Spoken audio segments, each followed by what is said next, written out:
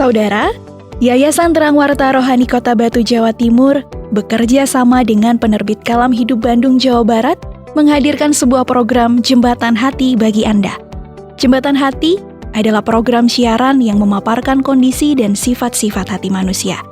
Selamat mendengarkan.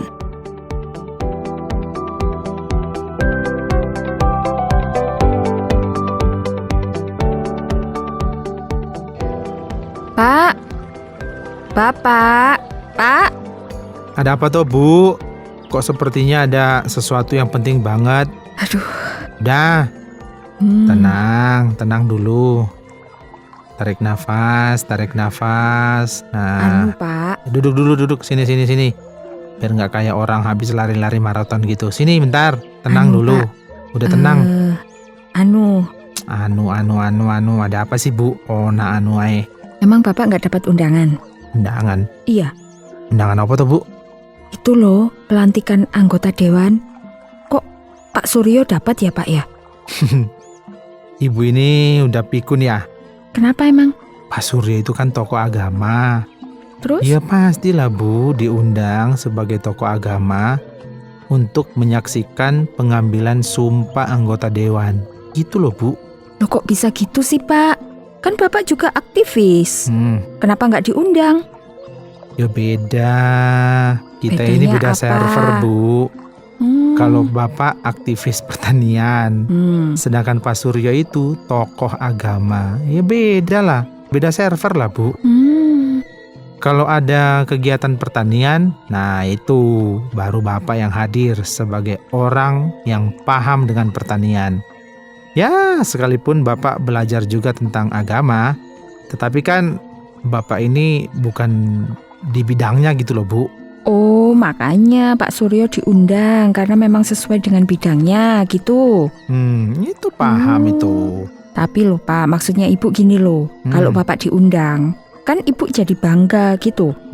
Ibu bisa pamerkan ke ibu-ibu PKK.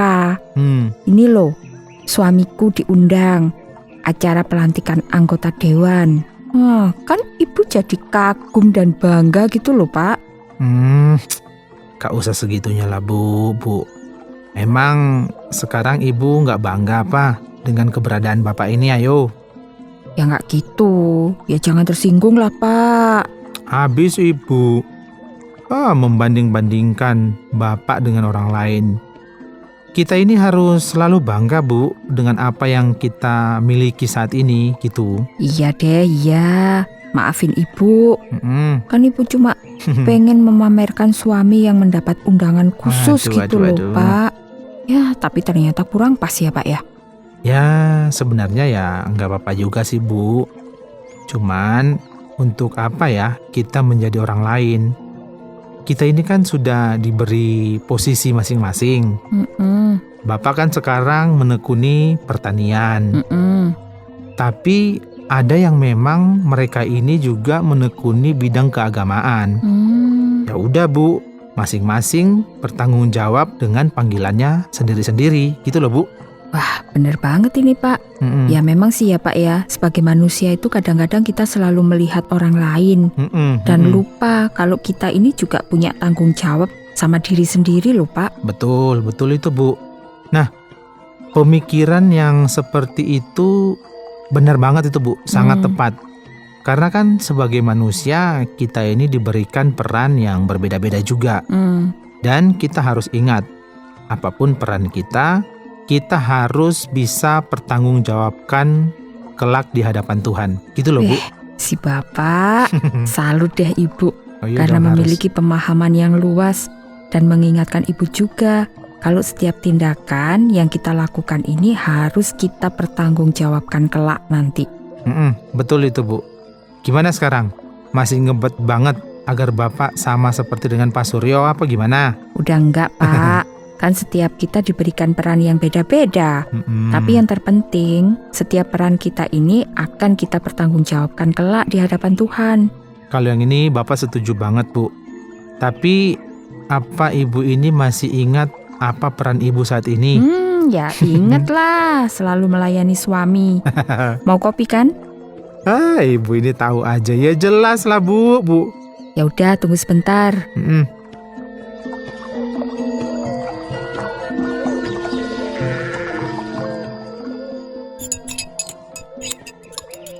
Ini kopinya, Pak. Seperti biasa, tanpa gula loh ya. Wah, sip.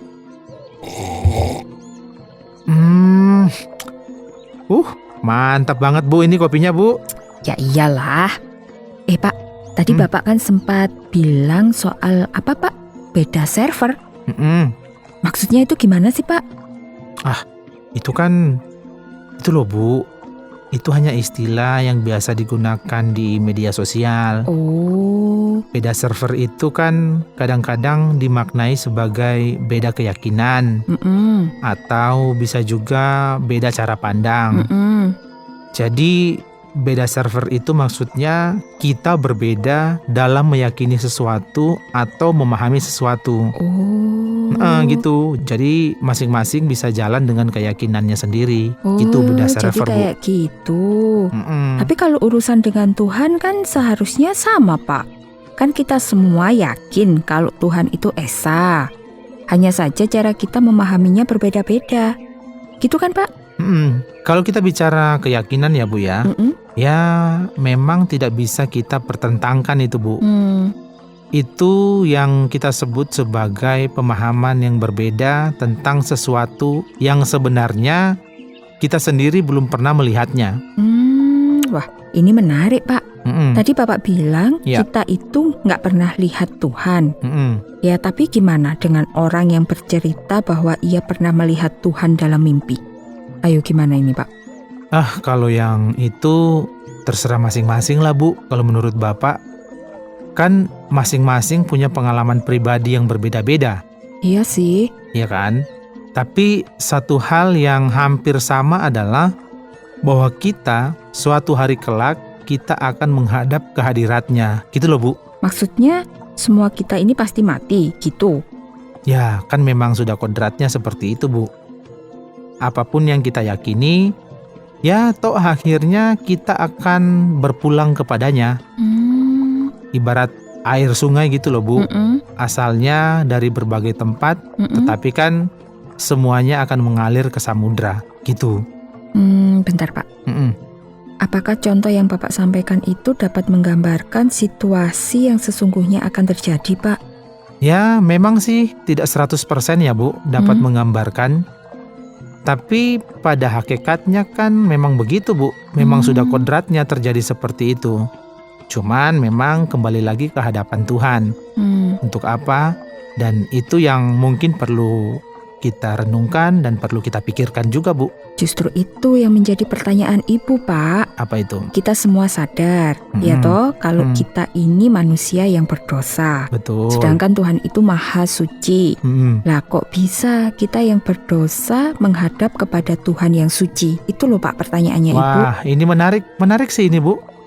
Kita semua kan percaya kalau suatu saat kita semua ini akan kembali kepadanya.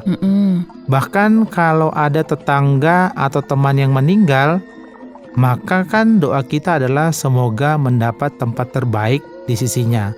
Betul kan Bu ya? Seperti Iya itu sih, kan Pak. biasa doa kita. Iya benar. Ya memang selama ini ya kayak gitu. Dan itu dilakukan hampir semua orang dari berbagai keyakinan kan? Nah, mengapa kita berdoanya seperti itu, Bu? Karena menurut Bapak memang harapan kita kan sebagai manusia suatu hari kelak kita akan bersama dengan Dia.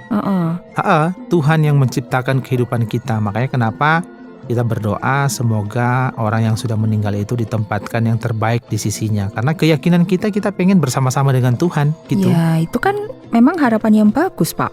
Ya benar Bu, itu harapan yang sangat-sangat bagus. Tapi kalau kita tanya kembali kepada diri kita, sebenarnya seberapa yakin sih kita akan mendapatkan apa yang kita harapkan itu? Pastikan kita semua akan menjawab bahwa itu terserah Tuhan. Artinya memang kita hanya meyakini saja. Karena gimana kenyataannya tidak seorang pun yang tahu gitu loh Bu. Oh, jadi itu yang Bapak maksud tadi itu apa? Beda server itu, Pak. Beda server. Kalau dalam kasus ini, bolehlah Bu, kita katakan seperti itu bahwa Tuhan punya kedaulatannya sendiri. Dan manusia pun punya harapannya sendiri. Jadi, bagaimana agar antara harapan dan kedaulatan itu bisa disatukan. Nah, itu yang masih menjadi misteri, Bu, sampai saat ini. Lah, kalau kayak gitu ya apa gunanya kita punya keyakinan, Pak? Ya sangat banyak, Bu, gunanya. Ya paling tidak kan kita bisa menjadi manusia yang memiliki arah yang jelas. Tujuan kita itu jelas mau kemana. Bahwa tujuan hidup kita itu adalah mendapatkan kebahagiaan di dalam surganya, ya kan? Makanya itu sebabnya semasih kita hidup, ya kita harus berusaha berperilaku yang baik seperti yang Tuhan inginkan. Ya tapi apakah itu bisa dijadikan jaminan, Pak? Kalau kita ngomongin jaminan, ya tentu kita tidak bisa yakin sepenuhnya, Bu. Karena itu kan usaha kita sebagai manusia. Ya bahkan juga Tuhan juga pernah memerintahkan kita untuk melakukan kebajikan kok. Itu tertulis di dalam kitab suci, Bu. Gimana sih, Pak? Kalau belum ada jaminan, lah terus gimana hidup kita ini kelak, Pak? Ya, yang pasti nggak usah mikirin yang jauh-jauh lah, Bu. Yang penting sekarang kita bisa sedikit paham bahwa masih ada harapan. Tuhan masih berkenan menyapa manusia melalui sabdanya dalam kitab suci. Coba ya, Bu ya, Ibu bayangkan nih. Seandainya tidak ada titik terang sama sekali, ya pastilah manusia kehilangan arah dan berada dalam kegelapan tanpa harapan. Ya nggak sih? Oh, kayak gitu. Oke lah, Pak, kalau kayak gitu. Ya ngapain juga sih ya kita mikirin hal-hal yang kita sendiri belum tahu. Kan yang penting sekarang kita kerjakan peran kita masing-masing. Tuhan pasti melakukan apa yang Dia kehendaki dan manusia itu kan hanya menjalani hidup ini sesuai dengan kehendak Tuhan. Ya toh, Pak? Ya kalau menurut Bapak rasanya lebih baik seperti itu sih, Bu. Sudah sepantasnya seperti itu. Tapi juga yang namanya beda server ketika manusia berdosa dan Tuhan itu maha suci. Kita ini kan hanya memohon belas kasihan gitu loh, Bu, supaya hidup kita ini selalu damai, selalu sejahtera gitu. Amin ya, Pak. Ya udahlah. Udah pegel nih duduk dari tadi. Ibu mau lanjut dulu lah jemur baju mumpung panas ini biar cepet kering. Iya, Bu, Bapak juga mau lanjut kerja itu loh. Mau menyelesaikan pekerjaan yang kemarin tertunda. Semoga hari ini udah beres semua. Biar bisa santai-santai. Ya wes, Pak, semangat ya. Oke.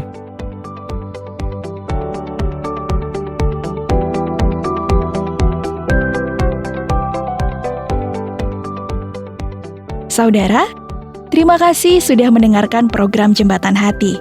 Program ini dipersembahkan atas kerjasama Yayasan Terang Warta Rohani Kota Batu, Jawa Timur, dan Penerbit Kalam Hidup Bandung, Jawa Barat. Apabila ada pertanyaan dan saran, silahkan kirimkan ke SMS atau WhatsApp ke nomor 081 333 777 386. Anda juga dapat mengakses Penerbit Kalam Hidup melalui website di www.kalamhidup.com. Sampai jumpa!